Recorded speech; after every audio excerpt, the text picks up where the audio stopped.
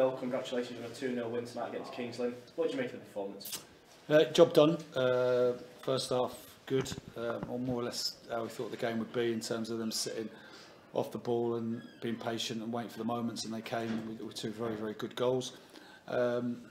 Second half, we've had 3 or 4 really, really good chances to get the third, and when you don't, I thought we just gave Kings Lynn a little bit of a lift, and we could have been a bit more ruthless in terms of the way we took those chances.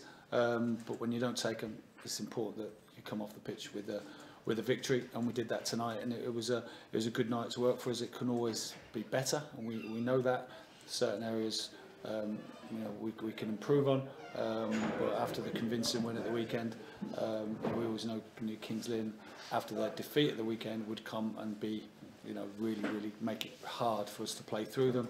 They played with full backs in front of their wing backs, and were very disciplined in their approach. But we found a way, and when the moments of quality came, we had 2 great players in their position to finish the chances. You've spoken about many times before about getting that second goal, and you mentioned it there, being patient, moving the ball from left to right, keeping on playing. Did that again tonight and got the rewards? Yeah, no, exactly. That you just feel that if you do that, the gaps will open up. And like I said, I felt there was times early in the season where we forced it too soon, and we didn't earn the right for those moments to come. They did tonight. Pleased with the result. The lads have got a bit of a breathing space now, a couple of days to relax and come back in ready to go again for next week's game. Tonight's victory means it's 5 from 5 in all competitions. You must be delighted with the form the lads have got. Yeah, I think I just said to the lads in the dressing room that we set out how we feel we need to play in each game, and the lads are working hard to implement that. And you saw it tonight. It's not always perfect, we know that, but in general, we're trying to put the game plan of what we talk about and what we work on in training onto the 90 minutes on a Saturday or Tuesday evening, and I think the supporters can see the patterns in our play emerging, and when we get them right, we look a threatening team. Well, just after the second goal, Jordan Davis was substituted. Can you give us an update on what that was for?